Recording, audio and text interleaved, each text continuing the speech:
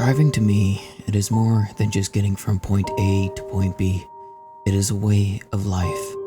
Some find peace at a spa or on a beach, but for me, peace is the interstate at 2 a.m. with nothing but the open road ahead of me. I am a second-generation trucker, and I was raised on the road. My father taught me all he knew about driving and how to rely on my instincts and knowledge. I know that nowadays anyone can use the GPS on their phone to find their way around, but I don't believe in that nonsense. Those people never know the thrill of dodging traffic on the narrow back roads, will never understand the accomplishment of carving your own path. For 23 years I've been trucking my own skill, and I have never gotten lost. That was until last night, a night I will never forget as long as I live. I was running a load of farming equipment out to rural Kentucky. This is a common route for me, and when I know like the back of my hand, I drove all day with the blazing May Kentucky heat blaring down on me. Finally, when the sun went down, I was able to relish the sweet, cool embrace of night. As PM turned AM, the traffic began to die down, and I found myself with clear, peaceful roads ahead of me. I was in my happy place, making great time and feeling energized by the feel of my tires treading the pavement. This was the perfect time of night. That was until I came over a steep incline and saw the two colors that every trucker and motorist hates: the flashing orange of construction signs and the red of brake lights. As far as the eye could see, nothing makes my blood boil more than sitting through a stop and go traffic, especially in my big rig. I began to grumble until I saw a small side road on my right, almost shining like a beacon from God. Most people would be unwilling to take an unknown side road, but I am not like most people. If you simply can keep your sense of direction and use logic, then back roads are nothing but a slight detour. I turned down the lonely road, giving a slight wave to the traffic gridlock as I breezed by. The road was narrow, but thankfully deserted, as not many would be traveling roads like this at 1 a.m. The path led through a wooded area, and I slowed my rig down. Nothing ruins a run like a rogue deer embedded into your front grille. The woods were dark, but the darkness was no match for my power lights that cut through it like a blade. I kept my focus on driving, but allowed myself casual glances around. It was not often that I traveled through the forest at night, and I wasn't going to neglect the beauty of nature. The woods seemed quiet, and I don't mean in sound, just simply dead. I have driven around enough at night to know where to keep an eye out for nocturnal creatures, but there were none here. There were no birds in the trees or foxes darting between the bushes, not even a squirrel watching from the distance. I traveled to a fork in the road, and using my knowledge of the highway system, I knew that I need to keep to the right to get past the construction and towards my goal. I turned right and continued down the wooded gravel road. I traveled for minutes on end with no sign of anything but trees, no other side roads, no country homes, not even power lines. Around the 1 hour mark, I noticed a gnarled tree to my left. The tree looked centuries old, with rotted bark and branches that looked like a long cloud of fingers reaching for me. Despite the heat, I felt a chill run down my spine. I kept on the road for another 20 minutes when something strange happened. I know it was impossible, but that same clawed finger tree was to my left again. I know trees can look alike, but this one was far too unique to be anything but the same one. I shook my head violently, trying to shake out the impossible thoughts that were in my head. I convinced myself that it had to be a coincidence, until I saw the same tree again, and this time on my right. The wind moved through the branches, causing those great claws to shake and almost look like they were trying to grab me. I didn't care about safety, and I pushed my gas pedal almost to the floor. I zoomed past the tree, and thankfully, it never returned. Time passed like sand through an hourglass, and still, I'd come across no turns or civilization. The silence was beginning to grate on me, so I turned on the radio for some companionship. The radio was nothing but static, which shouldn't be possible, as I have one of the best satellite radios on the market. I kept the static going as at least it was something to distract me from the strange feelings coming over me. Perhaps the radio was a good luck charm. As I finally came to another fork in the road, I judged the distance and used the brightness of the sky ahead of me to try to determine if there were any towns or highways ahead of me, but to my dismay, it was nothing but pitch black. I decided to turn left and hope my instincts would pay off. I couldn't have gotten a mile before another turn came before me, and this time, I turned right. Half a mile this time before another tight turn presented itself. I continued right, and was immediately faced with another turn.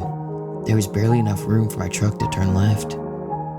I don't know who designed these roads, but I would like to introduce them to all 18 of my tires. I found myself down another impossibly large stretch of road and began to become concerned. I should have hit some manner of the highway by now. I changed my radio station rapidly, but still, nothing but static. Despite being used to the isolation of trucking, I found myself feeling lonely and desperately wanting some contact with the outside world.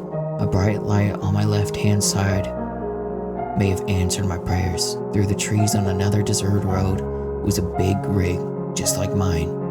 I could almost have cried in relief. I matched the truck speed and began blowing my horn in the age-old trucker's SOS signal. I waited a response from the trucker but received none. I repeated my signal only for my cry to fall on deaf ears. There is no trucker alive that would not respond to that call when issued. Through the darkness in the trees, it was hard to see inside the cab of my truck. Suddenly, the other truck moved to a reckless speed and moved past. I glanced at the license plate, hoping to be able to warn other drivers of someone breaking or unwritten code. It was hard to make out with the speed, but what I saw almost stopped my heart. The last 4 digits were identical to mine. I shook my head back and forth, trying to make sense of things. There were millions of license plates out there. Some would have had to have similar numbers on another big rig, and who else happened to be in the middle of nowhere? A voice inside my head said.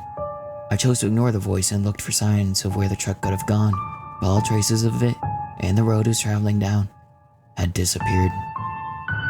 I was starting to feel extremely uncomfortable, and I was begging for the familiar tread of the highway.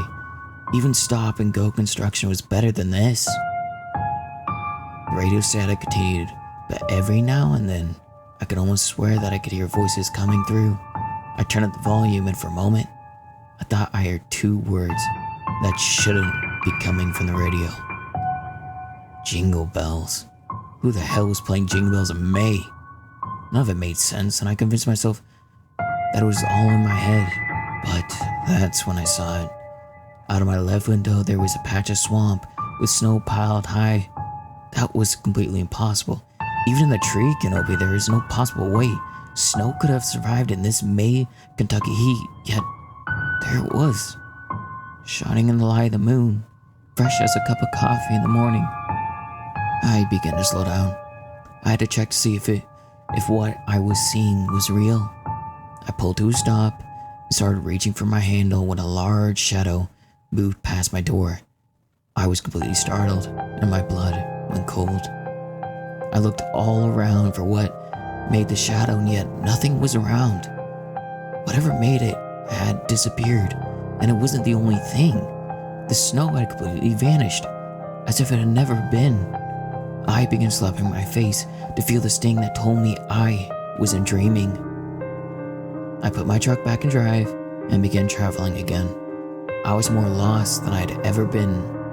I looked at the sky to see if I could get my bearings by the stars, but the sky was completely clouded over. Wasn't the moon shining just a few minutes ago? My inner voice asked. I was so confused, starting to become frightened. Finally, I had reached my limit, and I had to do something that I had never done in my life. I turned on my truck's pre-installed GPS. I could feel my father rolling over in his grave, but I didn't care. I wanted back on the main road, and I wanted it now. The computer fired up and began searching for my location, but what it found only increased my unease. I was off the map completely, and only a field of black met me. The stupid technology was broken, so much for the wave of the future. I drove on hoping to catch a signal, but nothing was working. On the radio, I could hear voices coming through periodically, but only strange whispers came through that I couldn't catch. The fog became thicker and thicker, almost obscuring my view. I squinted out and could swear that there were shapes moving in its mass. The GPS dinged, almost giving me a heart attack from the shock. I glanced at it with hope, but what came through was that I was somewhere in Western Europe. I ignored it and kept going quickly as I dared. The stupid machine kept changing its location. Melbourne, Indiana, Nebraska, none of it making one bit of sense. The whispers on the radio grew louder and louder, driving me insane. Finally, when I could take no more, the fog lifted slightly in front of me, and the road reached a dead end. And trees with sharp branches stood in front of me. I jammed on the brakes as hard as I could, and by the grace of God, the truck stopped before impaling me on the trees. The fog began swirling around me, almost like it was caressing my truck. Through the trees, the fog began to part slightly, and illuminated by my lights was the hint of a figure in the distance. I should have felt relieved. However, there was something not right about the silhouette before me. Despite my brightest lights blaring on it, the entity remained hidden in the shadows, as if it reflected light itself. I couldn't help but stare at its haunting form. Then it began to move towards me. The thing did not walk like a person, but almost glided like a specter through the fog. The whispers on the radio grew loud and clear, and I heard my name whispered by some macabre voice. Tears poured down from my eyes, and I jammed them shut. It's not real. Please, dear God, let this not be real. I clutched the steering wheel with all my might, just begging to be back home on the road. I could feel a dark presence surrounding my truck, and I could hear a slight scratching at my window. Again, I heard my name whispered, not from the radio, but from directly outside. Please! I shouted to the heavens and ripped my eyes open. I found myself at a corner of a highway, on a nicely paved road. I looked all around, but found the forest, the fog, and that horrible entity were all gone. The radio returned to normal, and Charlie Daniel's voice filled the air. Asleep at the wheel. In 23 years of trucking, I never found myself asleep at the wheel before. I hadn't even remembered feeling tired. I looked to my right and saw those oh-so-familiar golden arcs awaiting me, and I had never pulled into a parking lot so fast. I parked my car and took a couple of deep breaths. I was home, and I had never felt so relieved. I glanced at GPS, and for a moment, I thought the stupid thing was broken again. The screen was telling me that I was a mere 5 miles from my drop-off point, when I wasn't due to be there until noon at the earliest. There's no way I could have driven that far in a mere couple of hours. I ran to the restaurant, and hoping some black coffee and salty fries might clear my head. I don't know how long I sat there, trying to make sense of this horrific night, to no avail. Finally, I went back to the restroom to splash some cold water in my face. When I got to the sink, I saw something that had me dropping what was left of my coffee to the floor. There, in the mirror, was a man I did not recognize, at least not completely. The man there was me, but not as I last saw myself. My hair, which had sprinkles of salt and the pepper, had now gone completely gray. My smooth skin was now wrinkled with a handful of liver spots. Somehow in those couple of hours, I had aged no less than 15 years.